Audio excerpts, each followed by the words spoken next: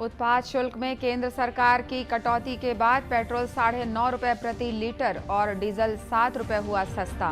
केंद्र सरकार के फैसले का जनता ने किया स्वागत। प्रधानमंत्री नरेंद्र मोदी टोक्यो में क्वाड सम्मेलन में भाग लेने के लिए आज रात जापान के लिए होंगे रवाना।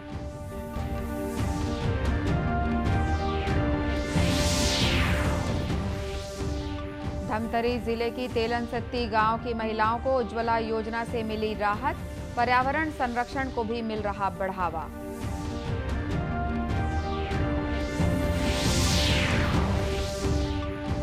और छत्तीसगढ़ में कोरोना संक्रमण के सक्रिय मरीजों की संख्या हुई 36। कल 3 नए मरीजों की हुई पहचान।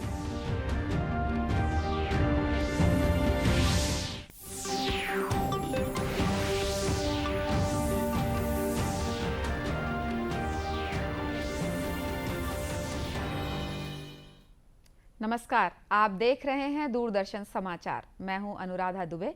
अब समाचार विस्तार से। देश में आज से पेट्रोल की कीमत 9.5 रुपए प्रति लीटर और डीजल की कीमत 7 रुपए प्रति लीटर कम हो गई है। सरकार ने कल पेट्रोल पर उत्पाद शुल्क में 8 रुपए प्रति लीटर और डीजल पर 6 रुपए प्रति लीटर की कटौती की घोषणा की थी। वित्त मंत्री निर्मला सीतारमण ने कल ट्वीट करके इसकी जानकारी दी थी। वित्त मंत्री ने कहा कि सरकार प्रधानमंत्री उज्ज्वला योजना के अंतर्गत 9 करोड़ से अधिक लाभार्थियों को प्रतिवर्ष 12 सिलेंडर तक 200 रुपए प्रति सिलेंडर की सब्सिडी देगी। सरकार प्लास्टिक, लौह और इस्पात उत्पादों के लिए कच्चे माल तथा अन्य सामग्री पर भी उत्पाद शुल्क में कमी करेगी ताकि इन उत्पादों की लागत कम हो सके। प्रधानमंत्री नरेंद्र मोदी ने कहा है कि पेट्रोल और डीजल की कीमतों में कमी किए जाने के फैसले का विभिन्न क्षेत्रों पर सकारात्मक असर पड़ेगा। श्री मोदी ने अपने ट्वीट संदेश में कहा कि इससे नागरिकों को राहत मिलेगी और उनका जीवन आसान होगा। सरकार ने पेट्रोल पर केंद्रीय उत्पाद शुल्क 8 रुपए प्रति लीटर और डीजल पर 6 रुपए प्रति लीटर कटौती का फैसला लिया है। इससे पहले 9.5 रुपए और डीजल 7 रुपए सस्ता होगा। उन्होंने बताया कि इससे सरकार पर लगभग 1 लाख करोड़ रुपए का प्रति वर्ष का भार पड़ेगा। वित्त मंत्री ने सभी राज्य सरकारों से, विशेषकर उन राज्यों से जहां नवंबर 2021 के दौरान कटौती नहीं की गई थी, को भी इसी तरह की कटौती लागू करने और आम आदमी को राहत देने का आह्वान भी किया है। साथ ही सरकार ने प्रधानमंत्री उज्ज्वला योजना के 9 करोड़ से अधिक लाभार्थियों को 200 रुपए प्रति गैस सिलेंडर यानी 12 सिलेंडर तक की सब्सिडी देने की घोषणा की है। इससे देश की माताओं और बहनों को काफी राहत और मदद भी मिलेगी और इससे सालाना लगभग 6100 करोड़ रुपए का राजस्व पर प्रभाव पड़ेगा।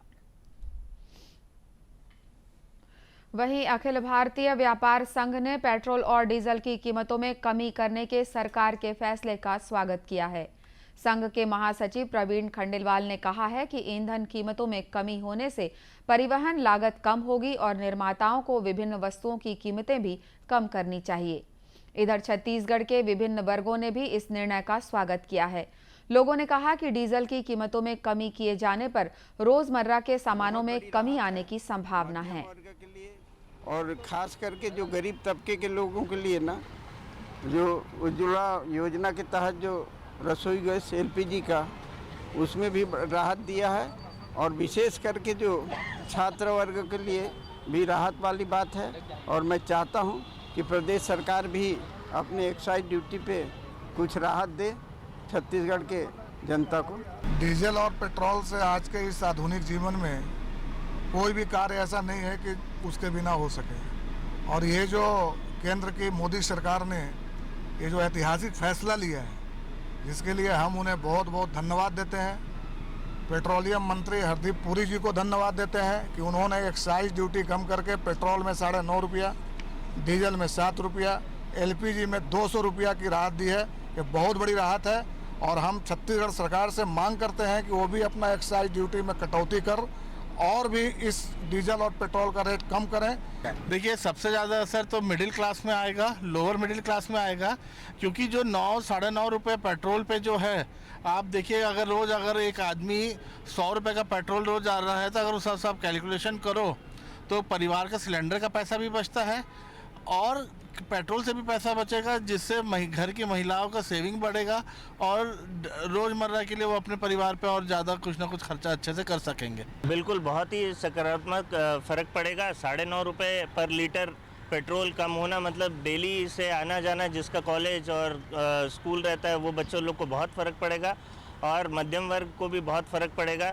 मैं केंद्र सरकार को आपके चैनल के माध्यम से बहुत बहुत शुभकामनाएं देना चाहूँगा और अपने राज्य सरकार से भी मांग रखूँगा कि वो भी अपने एक्साइज ड्यूटी में कुछ कमी करें और आम जनता को फ़ायदा पहुँचाए। गौरतलब है कि केंद्र सरकार ने केंद्रीय उत्पाद शुल्क में 8 रुपये प्रति लीटर और डीजल पर 6 रुपये प्रति लीटर की कमी की है। इससे पेट्रोल की कीमत 9.5 रुपये प्रति लीटर और डीजल की कीमत 7 रुपये प्रति लीटर कम हो जाएगी। इस बीच प्रदेश के पूर्व मुख्यमंत्री और भाजपा के राष्ट्रीय उपाध्यक्ष रमन सिंह ने पेट्रोल और डीजल की कीमतों में कमी किए जाने के केंद्र सरकार के निर्णय का स्वागत किया है। मीडिया से बातचीत में उन्होंने कहा कि ये निर्णय बढ़ती हुई महंगाई को कम करने में कारगर कदम साबित होगा। केंद्रीय वित्त मंत्री श्रीमती निर्मला सीतारमन जी ने एक बहुत ही महत्वपूर्ण घोषणा आज की है और मैं इसके लिए उन्हें बधाई देना चाहता हूं कि डीजल और पेट्रोल की कीमत में कम करने के लिए एक्साइज ड्यूटी में कमी लाने का एक महत्वपूर्ण कदम उन्होंने उठाया है। इसका असर ये होगा कि पेट्रोल अब 9.5 रुपया सस्ता हो जाएगा और डीजल की कीमत में 7 रुपया की कमी आ जाएगी। ये बढ़ती हुई महंगाई के लिए उठाया गया एक बहुत महत्वपूर्ण कदम है। परिवहन से लेकर अन्य क्षेत्रों में पेट्रोल और डीजल का बहुत बड़ा योगदान रहता है। ये इस कदम से उसको लाभ मिलेगा और उसके साथ ही साथ 200 रुपया सिलेंडर की कीमत में कमी लाई गई है। ये गरीबों के लिए बहुत बड़ी राहत। प्रधानमंत्री नरेंद्र मोदी टोक्यो में क्वाड सम्मेलन में भाग लेने के लिए आज रात जापान के लिए रवाना होंगे। वे जापान के प्रधानमंत्री फूमियो किशिदा के निमंत्रण पर 2 दिन की जापान यात्रा पर जा रहे हैं। प्रधानमंत्री नरेंद्र मोदी जापान के दौरे पर जा रहे हैं। इस दौरान वो भारत, अमेरिका, जापान और ऑस्ट्रेलिया के साथ क्वाड शिखर सम्मेलन में हिस्सा लेंगे। ये क्वाड की तीसरी शिखर बैठक है। इससे पहले सितंबर 2021 में अमेरिका में पहला शिखर सम्मेलन हुआ था, तो उससे पहले मार्च 2021 में क्वाड देशों के शीर्ष नेताओं ने वर्चुअल बैठक की थी। इसके बाद इसी साल मार्च में भी वर्चुअल बैठक हुई। इस दौरान चारों नेता प्रमुख वैश्विक मुद्दों पर चर्चा करेंगे, जिसमें हिंद प्रशांत का मसला भी शामिल है। भारत, अमेरिका, जापान और ऑस्ट्रेलिया के समूह क्वाड की ये बैठक ऐसे समय में होने जा रही है जब रूस और यूक्रेन का संघर्ष जारी है। सम्मेलन में पिछले बैठकों के मुद्दों की प्रगति की समीक्षा होगी, तो तमाम अन्य क्षेत्रों में कैसे आपसी सहयोग को बढ़ाया जाए, इसको लेकर भी नेता अपनी बात रखेंगे। केंद्रीय विदेश सचिव विनय मोहन क्वात्रा ने नई दिल्ली में संवाददाताओं को बताया कि क्वाड सहयोग एक समान मूल्यों और लोकतंत्र के सिद्धांतों, अंतर्राष्ट्रीय कानून और नियम आधारित अंतर्राष्ट्रीय व्यवस्था के प्रति प्रतिबद्धता के साथ साथ स्वतंत्र और समावेशी हिंद प्रशांत क्षेत्र के दृष्टिकोण पर आधारित है। राष्ट्रव्यापी टीकाकरण अभियान के तहत अब तक देश में 192 करोड़ से अधिक कोविड टीके लगाए गए। केंद्रीय स्वास्थ्य मंत्रालय ने बताया है कि 16 करोड़ से अधिक टीके अब भी राज्यों और केंद्र शासित प्रदेशों के पास बचे हैं। देश में कोरोना संक्रमण से स्वस्थ होने की दर 98.75% है। इधर छत्तीसगढ़ में कल कोरोना संक्रमण के 3 नए मामले सामने आए हैं। इन्हें मिलाकर राज्य में कोरोना के सक्रिय मरीजों की संख्या 36 हो गई है। राज्य के 26 जिलों में कल कोरोना संक्रमण का कोई मामला सामने नहीं आया है। प्रदेश में कोरोना पॉजिटिविटी दर 0.11% तक पहुंच गई है।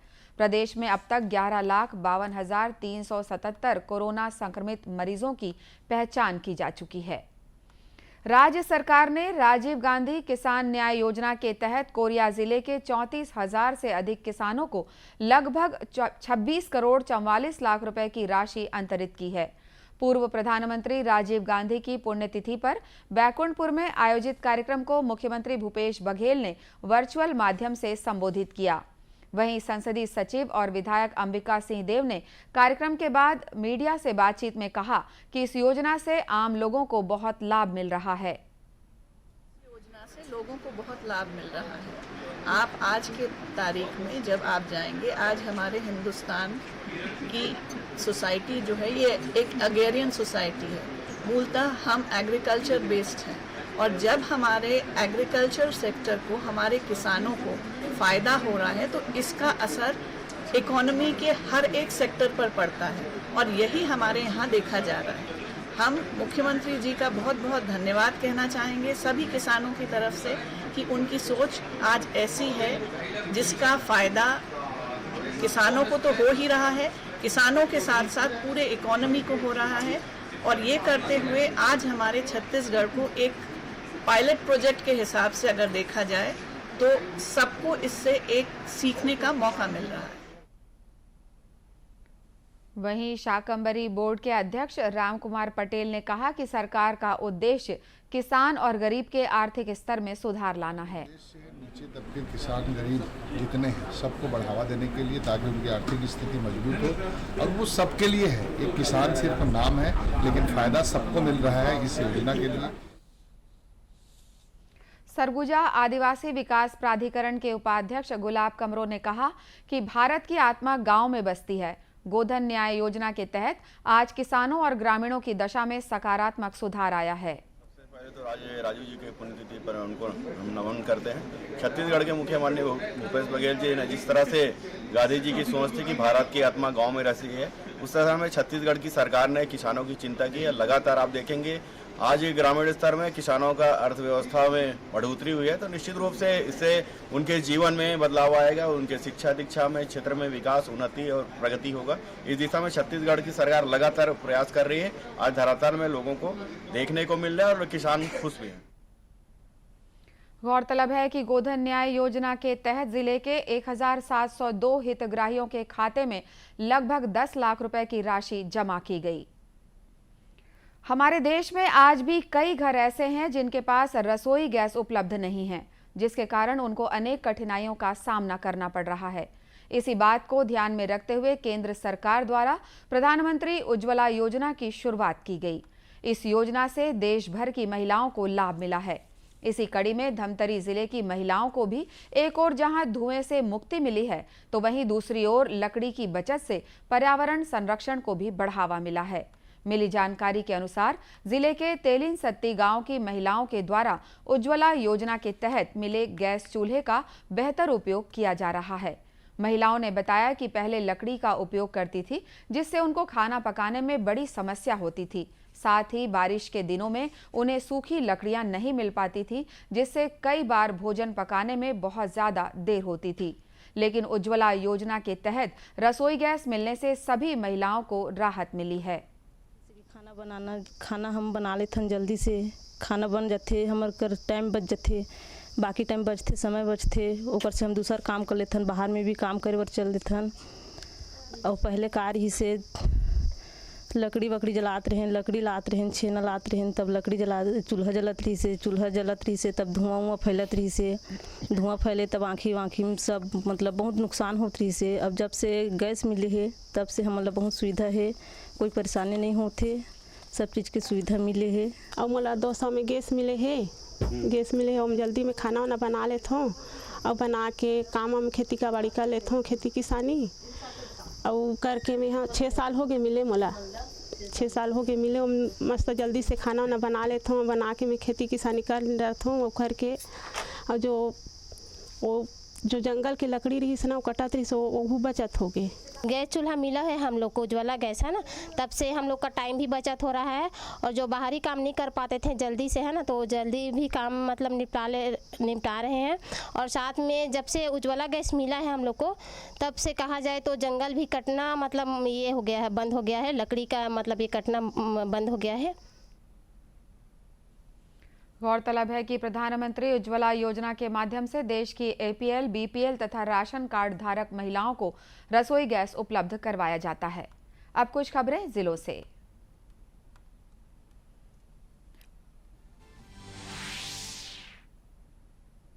मुख्यमंत्री भूपेश बघेल के निवास कार्यालय में आज अंतर्राष्ट्रीय जैव विविधता दिवस पर परिचर्चा और पुरस्कार वितरण कार्यक्रम का आयोजन किया गया।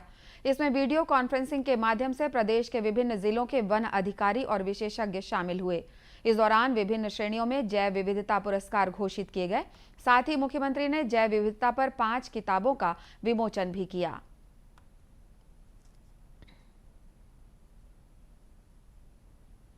आजादी का अमृत महोत्सव के उपलक्ष्य में खेल और खिलाड़ियों के संगठन क्रीड़ा भारती द्वारा संपूर्ण राष्ट्र प्रदक्षिणा 2 पहिया वाहन से एक ही दिन एक ही समय पर पूरे देश में 220 स्थानों से प्रारंभ की गई। दुर्ग के नाना नानी पार्क से शुरू हुई इस यात्रा का दुर्ग भिलाई शहर के लोगों ने प्रदक्षिणा तिरंगा यात्रा का स्वागत फूल वर्षा से किया। ये तिरंगा यात्रा रायपुर स्थित मरीन ड्राइव में समाप्त होगी। 19,000 किलोमीटर की ये यात्रा पूरे देश भर में अलग अलग प्रदेशों के अलग अलग स्थानों में आयोजित की जा रही है।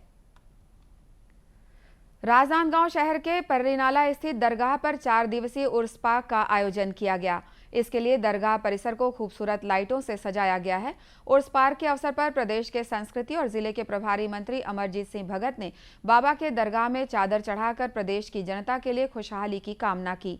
गौरतलब है कि इस वर्ष 45वां उर्स मुबारक अपनी गौरवशाली परंपरा को कायम रखते हुए मनाया जा रहा है।